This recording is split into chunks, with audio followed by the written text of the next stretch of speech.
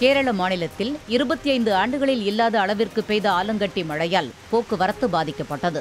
அந்த மாநிலத்தின் வயநாட்டில் கடந்த திங்கட்கிழமை இரவு கோடை மழையுடன் ஆலங்கட்டி மழையும் பெய்தது.